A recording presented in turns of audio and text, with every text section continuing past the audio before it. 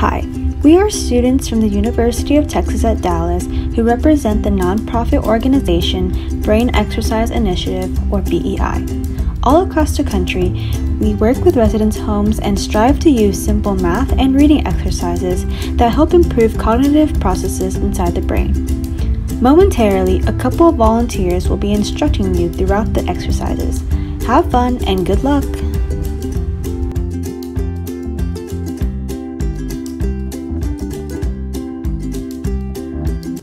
Hello, my name is Esther Matthew, and I'm a student at the University of Texas at Dallas. Today, we will be reading a passage called The Clock Behind Your Cell Phone. Have you ever wondered how your cell phone knows what the correct time is? Well, today we're going to be learning about the atomic clock in this passage. Be sure to follow along as the words come up on the screen and read them out loud to improve your brain health. For many Americans, carrying a cell phone has replaced the need for wearing a wristwatch. If you need to know what time it is, just flip open your cell phone. But have you ever wondered how your cell phone knows what the correct time is? The sophisticated technology behind the time in your cell phone is the atomic clock. Atomic clocks allow for precise synchronization of timing across the Earth and into space that powers the internet, GPS devices, and all satellite communications. Atomic clocks for home and office use receive signals from the U.S. atomic clock and automatically set the correct time, date, and year.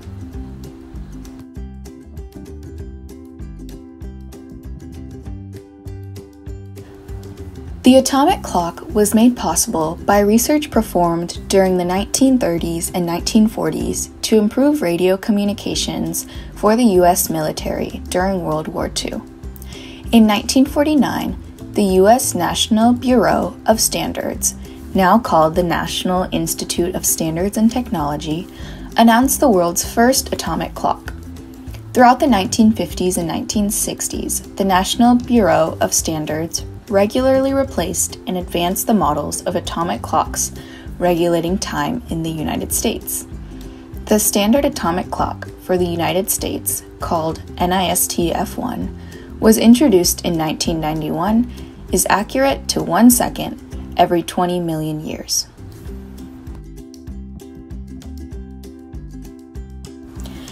Besides the US standards, world time is standardized by 80 atomic clocks that are scattered across 24 countries. Coordinated Universal Time, as this standardization is called, is maintained by the Bureau International de l'Heure, or International Bureau of Time, in Paris, France.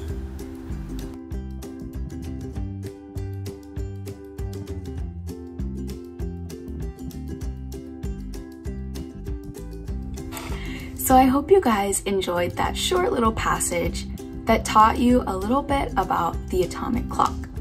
Here are some questions to think about. Was this information new to you? Did you know about the atomic clock before this passage? Number 2, do you still wear a watch, or do you have a cell phone that you look at for the time? I know my grandparents still wear a watch even when they have a cell phone. And number 3, do you think it's a good thing or a bad thing that times have changed, that less people wear watches and more people look at their smartphones? What do you think? I'd love to know your thoughts. Thank you for doing this reading passage with me, and I will see you later. Bye!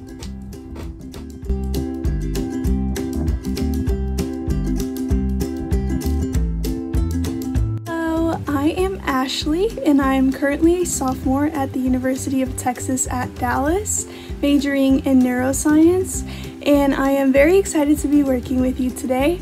We will be doing some math exercises, which will just be some addition, subtraction, multiplication, and division.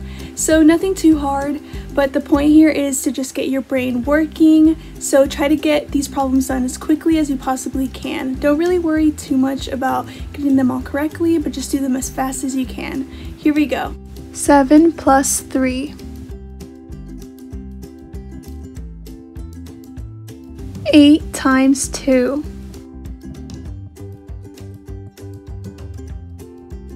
5 minus 3. 14 minus 10.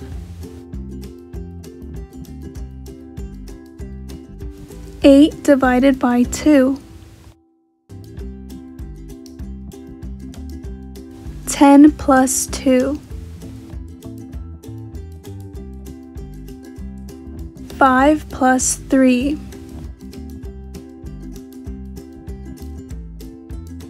5 times 3. 7 times 2. 6 plus 3.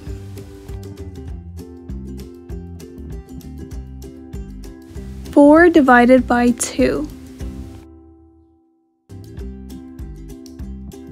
10 minus 7.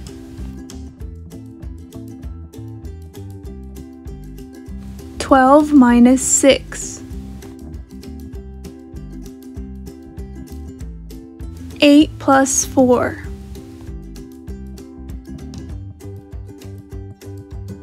10 times 2.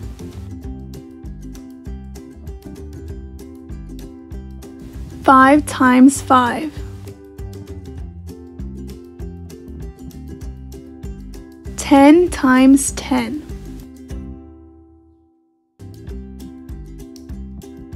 10 divided by 2. 6 times 4.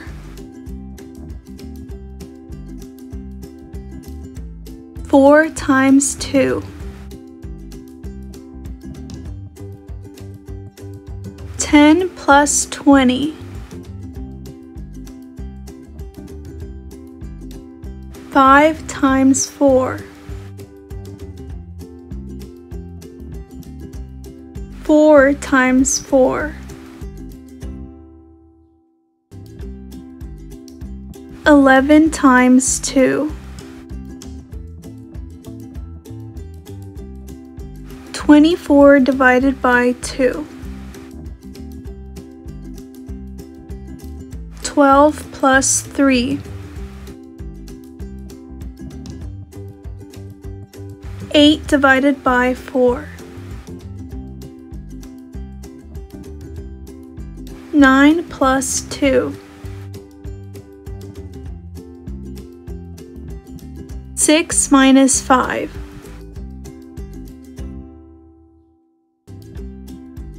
5 times 2.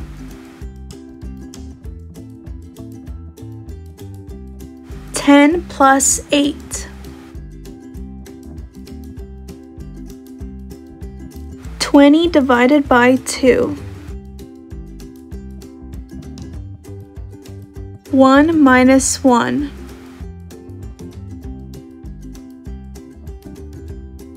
9 minus 2. 1 times 0.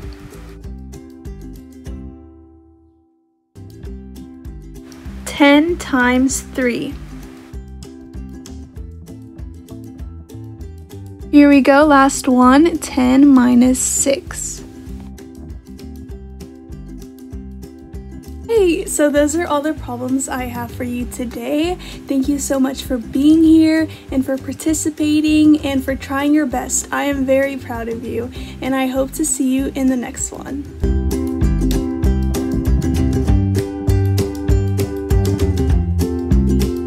Hi, my name is Zainab Anjum. I am a freshman majoring in biology at the University of Texas at Dallas. I will do some trivia questions with you today, which I'm so excited about, and I will also have you do a writing prompt. So for the writing prompt, I'm going to give you 2 minutes to write your response, and for the trivia questions, I'm going to give you 15 seconds to answer, and then I'll move on to the next question, okay? Also, you need to have a pen or a pencil and a piece of paper with you because it's very important that you write your responses down. All right, let's get started. Okay, so the first question reads, think about your favorite season, winter, spring, summer, or fall. What is your favorite season? What activities do you like to do during your favorite season? So I'm going to give you 2 minutes to answer this question. And when the 2 minutes are up, I will move on to the next question. Remember that you don't have to have a right or wrong answer. You just need to write something. Please pause the video to give yourself the full 2 minutes. Okay, so that's the end of the 2 minutes. I will move on to the more fun part now, the trivia questions. So without further ado, let's get started. Question 1. What device is used to measure the hotness or coldness of the air?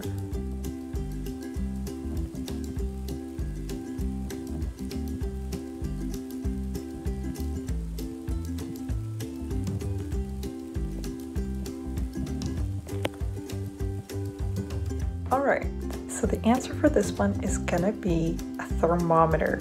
A thermometer is used to measure the temperature of the air, or its hotness or coldness. Question 2. Summers in Texas are really hot. This pattern of warm weather tells you a lot about Texas's... Okay, so I want you to fill in the blank with the right word.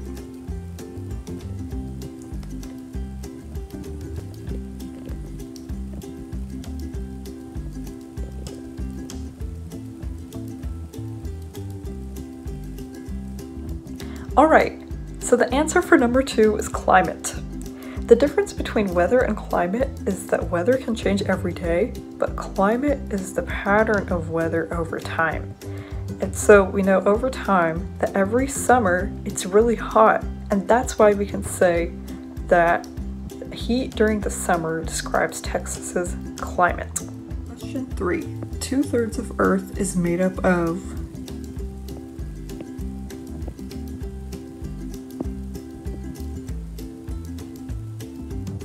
Alright, so the right answer for this one is water. About 2/3 of our planet is made up of water, which is really interesting. But it makes sense because we have oceans, lakes, rivers, and those bodies of water make up more than our landmass. Question 4 says, list 4 types of weather. So I want you to think about what you see in the sky every day. Is it always a clear sky? And I want you to think about the 4 seasons that you know of. Winter, spring, summer, fall. What happens in those seasons? So the answer for this question is totally up to you. You could have said it's sunny, cloudy, rainy, stormy, windy, or snowy, because there's a lot of different types of weather. So good job. Question 5. Well, what do you call the different patterns of weather throughout the year? Hint, there's 4 of them, and I have talked about them. So the answer for this one is going to be seasons. There are 4 of them: winter, spring, summer, and fall. So you did great on this one. Alright, so the next one might be a little bit tricky. Question 6. Any form of water falling from the clouds, like rain or snow, is called...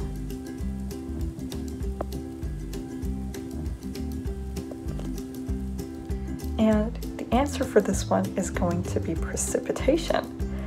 When we check the weather, you see that there's a 10% chance of precipitation or a 50% chance of precipitation. That usually means that there's a chance of rain or snow or hail depending on the season, the temperature outside. So this is going to be our last question for today. Question 7, true or false? The tilt of the Earth's axis is one reason for seasons.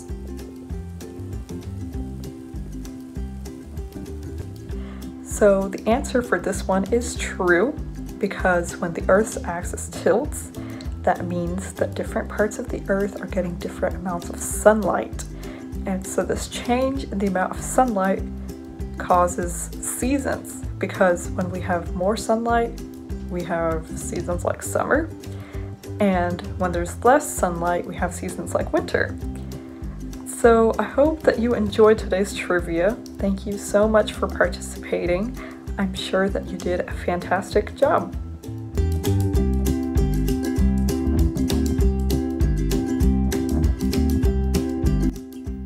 Hi, my name is Danny and I'm a student at UT Dallas majoring in Neuro. Today I will be reading a passage from one of my favorite books called Where the Red Fern Grows.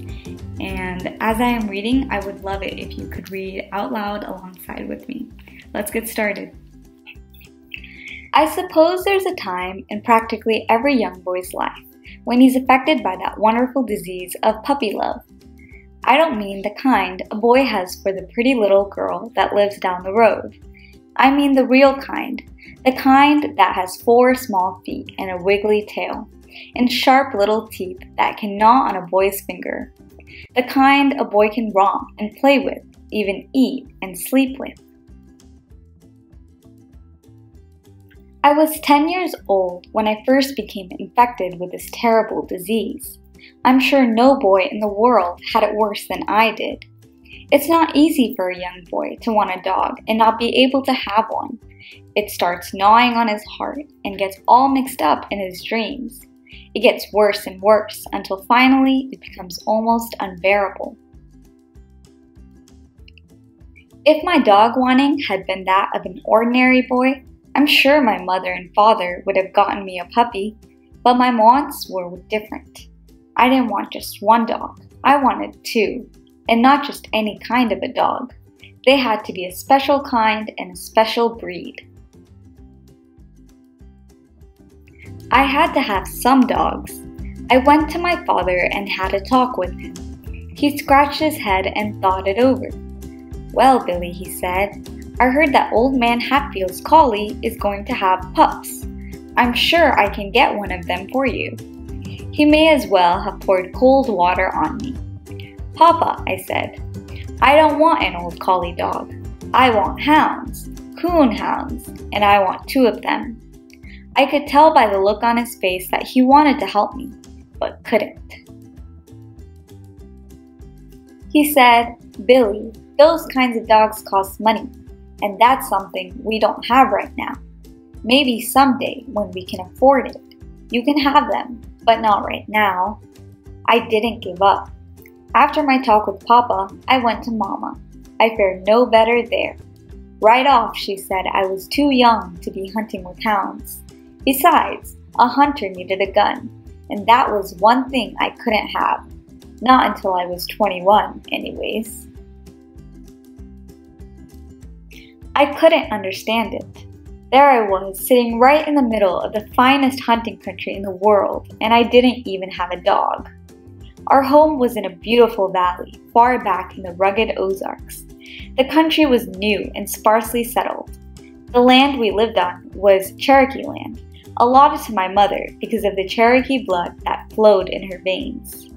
It lay in a strip from the foothills of the mountains to the banks of the Illinois River in northeastern Oklahoma. The land was rich, black, and fertile. Papa said it would grow hair on a crosscut saw. He was the first man to stick the cold steel point of a turning plow into the virgin soil. Mama had picked the spot for our log house. It nestled at the edge of the foothills in the mouth of a small canyon and was surrounded by a grove of huge red oaks. Behind our house, one could see miles and miles of the mighty Ozarks. In the spring, the aromatic scent of wildflowers, redbuds, pawpaws, and dogwoods drifting on the wind currents spread over the valley and around our home. The lower field, twisting and winding, ran the clear blue waters of the Illinois River. The banks were cool and shady. The rich bottom land near the river was studded with tall sycamores, birches, and box elders. To a 10-year-old country boy, it was the most beautiful place in the whole wide world, and I took advantage of it all. I roamed the hills and the river bottoms. I knew every game trail in the thick cane brakes and every animal track that was pressed in the mud along the riverbanks. The ones that fascinated me most were the baby-like tracks of a river coon. I'd lie for hours examining them. Before leaving, I'd take a switch and sweep them all away. These I called my trail looks. The next day, I'd hurry back, and sure enough, 9 times out of 10, there in the clean swept ground, I would again find the tracks of a ringtail coon.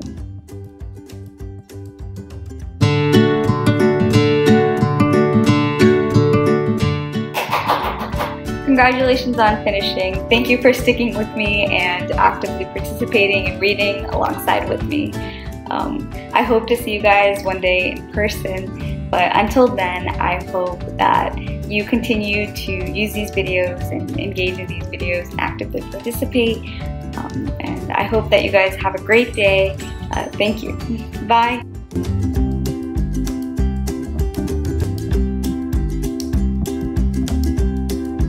Hi, my name is Devavi Joshi and I've been skateboarding for a couple of months now, so I'm still a beginner, but this is just a video of some of the first times I went skateboarding. I hope you like it.